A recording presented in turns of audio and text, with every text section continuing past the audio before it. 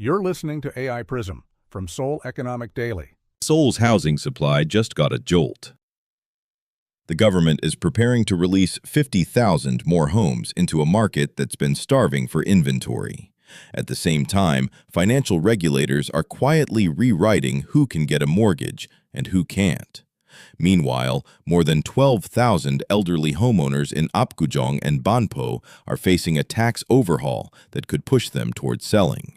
And thousands of stalled project financing sites sit frozen, holding back nearly 10,000 more units. It's Thursday, August 6th. Let's look at what's happening in Korea's property market.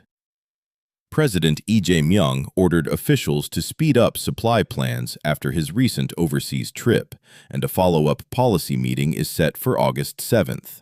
The plan centers on reactivating a public housing redevelopment program that has sat dormant since 2021, this time including Gangnam, Seoul, and Songpa for the first time. Regulators are also weighing an expansion of project financing guarantees and a possible easing of household loan caps to keep supply-side lending moving. Here's what the numbers show. The government is preparing to add more than 50,000 homes to Seoul and the wider capital region, its third such supply package this year, with roughly 20,000 units coming from the revived urban redevelopment program.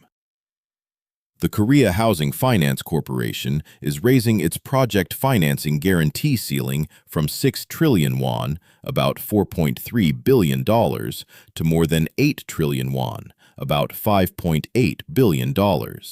Regulators are also considering trimming the mortgage guarantee ceiling on Jeonse deposits in the capital region from 80% to 70%, part of the broader household debt plan reported to the president on August 7th.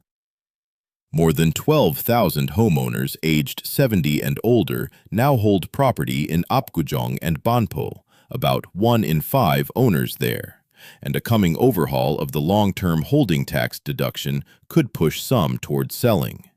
Seoul's supply of new, low-rise, non-apartment housing fell 67% over 3 years, dropping from 3,006 completions in 2022 to just 993 last year. So what does this mean for buyers weighing a purchase this year? Earlier, we said thousands of elderly owners in Apgujeong and Banpo are weighing whether to sell. Here's what that actually means for you.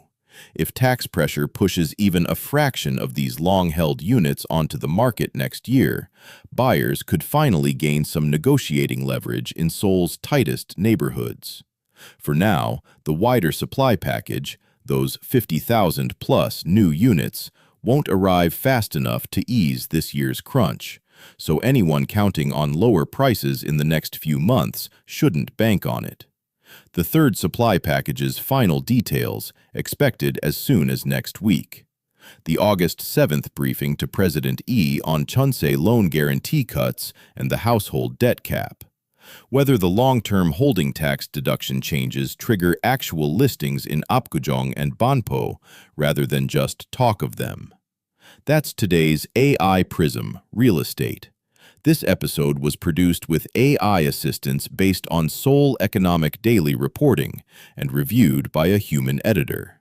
AI Prism is a Won IFRA award-winning series. We'll be back tomorrow. You've been listening to AI Prism from Seoul Economic Daily.